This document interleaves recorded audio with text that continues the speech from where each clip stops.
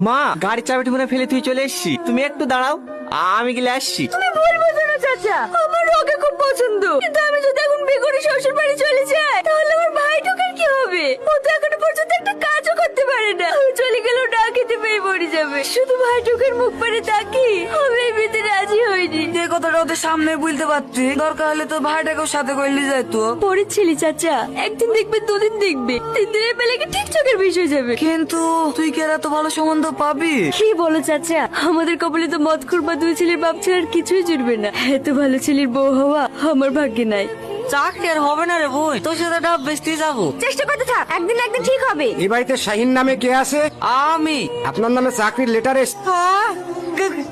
দেখি এই বোন, আমার চাকরি হয়ে গেছে, আর থেকে কাজ করতে হবে না, আমি চাকরি করবো, আর তুই বসে বসে খাবি। আচ্ছা আচ্ছা ঠিক আছে, আগে তুই জয়েন কর, তাহলে টাকা যা বাজার থেকে বেশি লাইগা।